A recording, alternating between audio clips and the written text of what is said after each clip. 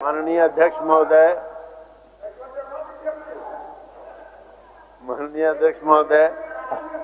सर्वप्रथम मैं अब भेजवा दीजिए कागज भेजवा दीजिए। पूरे सदन को जोहार करता हूं। बाचा पाठ का कागज है, भेजवा दीजिए आसन को। आप बाचा पाठ का कागज भेजवा दीजिए, जो बचा हुआ कागज है ना उसको भेजवा दीजिए, आसन को भेजवा दीजिए। आपने प्रथम बार सदन में बोलने की मौका दिया, इसके लिए अपार धन्यवाद देता हूं। आपका हार्दिक अभिनंदन करता हूं पूरे सदन का। आज द्वितीय अनुपूरक बजट पर अपने जो मौका दिया, संरक्षण भी चाहता हूं।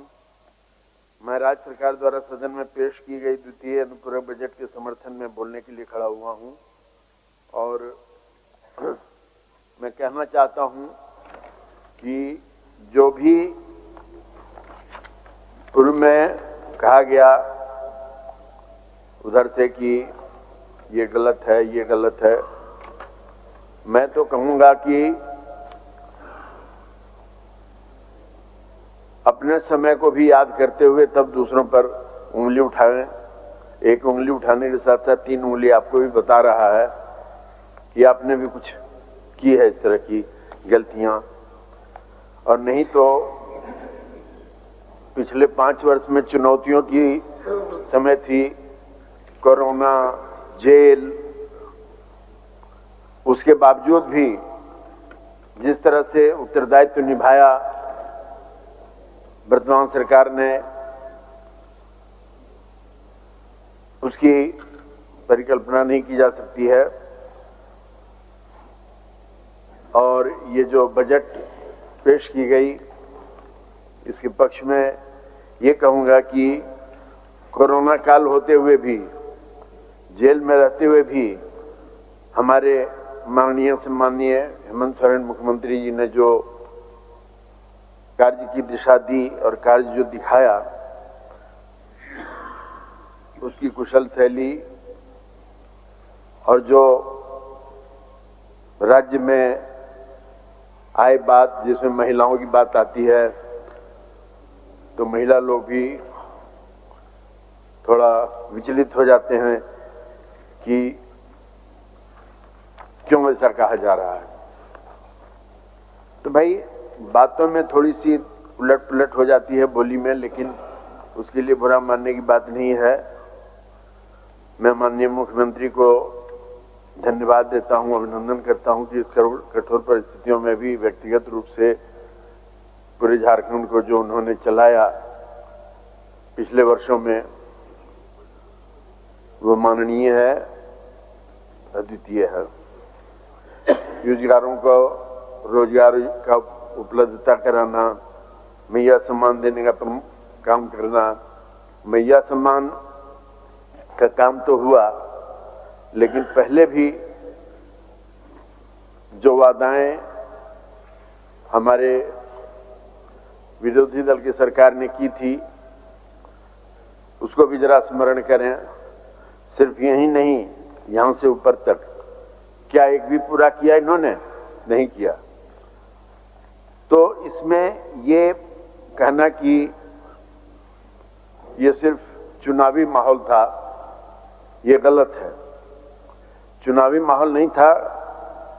हकीकत ये है कि नौजवानों को, महिलाओं को, किसान वर्ग के लोगों को, मजदूरों को, सबों को जो एक दर्जा दिया गया, जो उपलब्धता कराई गई, वो स्मरणीय है, माननीय है। नहीं तो कृषि लोन को माफ करना, बिजली की सारी रकम को माफ करना, क्या पहले भी किसी ने किया था? नहीं किया था। उसको भी जरा स्मरण करें। वादा करना, या पहले भी कि इतने तारीख से इतने तारीख तक का लोन माफ हुआ, यह हुआ था पहले कि 3 महीना का या 4 महीने का लोन माफ किए, वो भी पहले का नहीं और बाद का नहीं, बीच का। उसका हिसाब करने में और उसमें अवधि मुकर्रर कर दी गई थी कि इतने दिनों के अंदर ये माफी होगी। ये बात है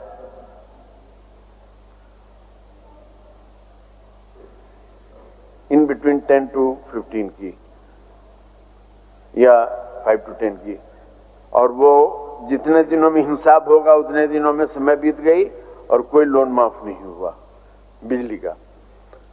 सिर्फ अखबारों में आया कि इतने से इतने दिनों तक के लोन को माफ किया गया। तो मजाक तो ये है झारखंड के आवाम के साथ जो किया पूर्व की सरकार ने। अध्यक्ष महोदय, कहने को तो बहुत कुछ है। 200 यूनिट बिजली फ्री कर देना, किसानों को खेती करने में अब कितनी सुविधा हो रही है, ये लोग जाके देखें देहात में, खेत में और सब जगह, तो समझ में आएगा। इसमें मैं एक सुझाव देना चाहूंगा कि कृषि से संबंधित जितना भी कनेक्शन है देहातों में, उस पर जरा विशेष ध्यान देने की जरूरत है, क्योंकि कृषि से संबंधित जितना भी कनेक्शन खेत में, कुआं में या जहां भी गया है, जो खेती उपयोगिता की एनर्जी या पावर की डिस्ट्रीब्यूशन है, उसमें बिजली विभाग थोड़ी कोताही कर रही है, जिससे कि सही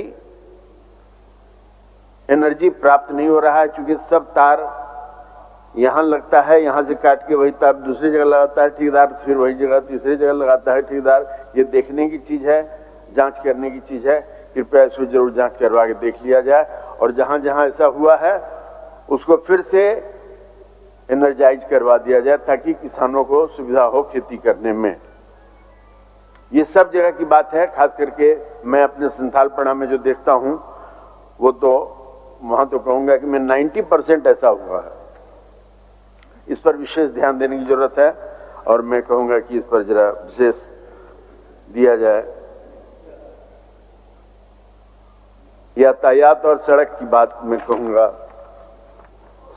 अध्यक्ष महोदय, सड़कें खासकर मेरे क्षेत्र में टेंडर जरूर हुआ, लेकिन काम नहीं हुआ।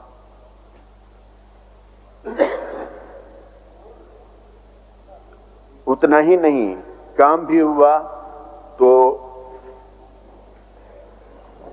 6 किलोमीटर का टेंडर है, 1.5-2 किलोमीटर हुआ, उतने में फाइनल हो गया। ये भी जांच का विषय है।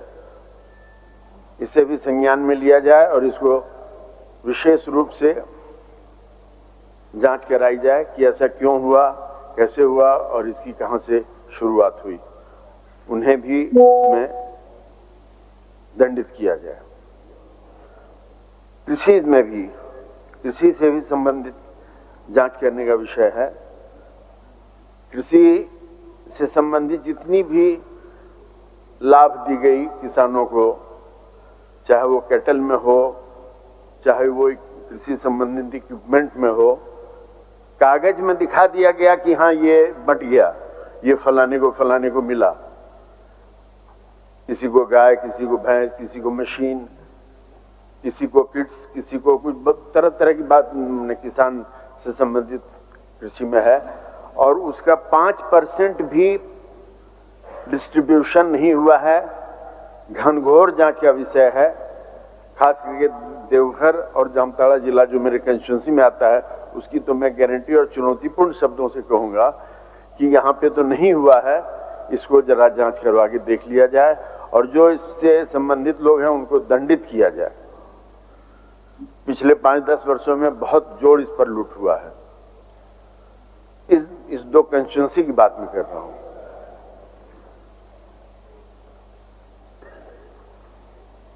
और कृषि के साथ साथ पशुपालन भी आता है। पशुपालन में क्या हुआ नहीं हुआ, इससे सब वाकिफ हैं। पशु कहीं है और पालन कहीं और हो रहा है। ये हंसने की बात है अध्यक्ष महोदय, लेकिन फिर भी मैं कहने से नहीं कतराऊंगा, क्योंकि और जगहों पे क्या हुआ पूरे राज्य में नहीं कह सकता, लेकिन आप जांच करके देख लिया जाए देवघर और जामताड़ा जिला में कंस्टिट्यूंसी सारठ की कितने मवेशी बांटे गए, और जिन जिन का नाम है सूची में उनके यहाँ जांच किया जाए कि क्या उनको मिला या क्या वो मवेशी कहीं से खरीदी गई। ये भी एक जांच का विषय है। क्या कहूं, बहुत सारी बातें हैं जो कहने में थोड़ा ठूठा लगता है, लेकिन कहना पड़ता है। पिछले दिनों से जो हमारी सरकार ने की है उसकी भी तारीफ करनी पड़ेगी। जैसे अबुआ आवास है, अभी हमारे किसी महोदय ने कहा अबुआ आवास इतना अच्छे ढंग से बन रहा है सब जगह। अब कहीं एक आध अगर कोई गलतियां हुई हों तो वो बात दूसरी है, लेकिन अमूमन ये देखा गया कि मैक्सिमम जगहों पे पूरे राज्य में अबुआ आवास सही रूप से बन रहा है और सही लोगों को करीब करीब मिला है। उसमें कहीं दो बात नहीं होनी चाहिए। पुरानी पेंशन योजनाएं भी लागू की गई।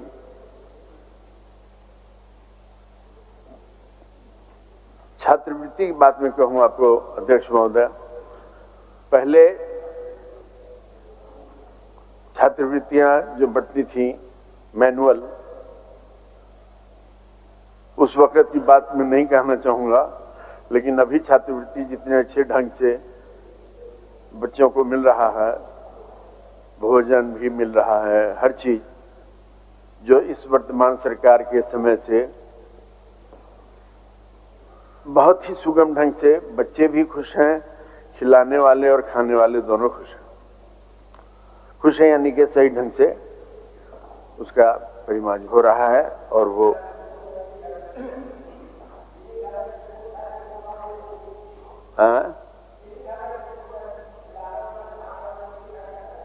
मिली भगत नहीं है। देखिए जहां हजारों बच्चे हैं और 4 शिक्षक है तो 4 इंटू हजारों नहीं होता है मिली भगत। मुझसे जांच का विषय देख लीजिए। अभी अपने यहाँ आपके भी बच्चे पढ़ते होंगे, अगर सरकारी स्कूल में तो किसी राजनीति के बच्चे नहीं पढ़ते, अमूमन नहीं देखा गया। ऐसे पढ़ते हैं तो अच्छी बात है। ग्रामीण इलाके में सड़कों का जो जाल बिछाया गया है वो भी झूठी बात है।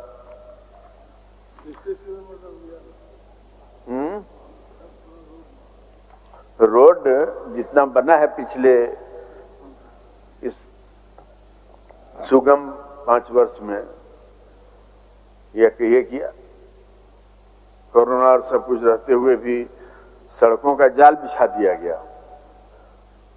फर्क इतना ही पड़ा कि कुछ जगह सड़कें, जो मैं अपने कंस्टिट्यूंसी के बारे में कहा, वो अलग चीज है, लेकिन देखा जाए तो हम लोग जाते हैं, प्राय जगहों पे जाते हैं तो देखते हैं कि नहीं, सड़कें अच्छी और अच्छे ढंग से सब जगह बनी है।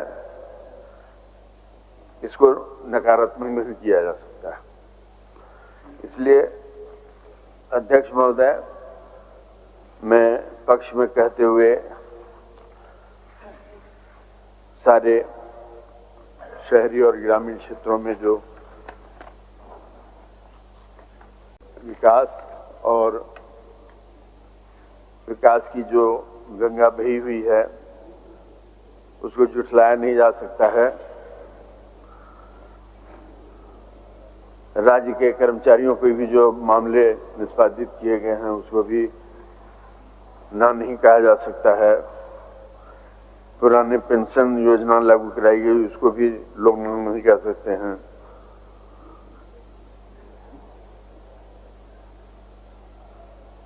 इसलिए अध्यक्ष महोदय, मैं पक्ष में बोलते हुए ये कहूंगा कि चल रही सरकार जो वर्षों वर्ष आने वाली भी है को आवाम नजरअंदाज नहीं करेगी, ये बात ग्रांटेड है, फॉर द ग्रांटेड। और इतना ही कह के मैं धन्यवाद।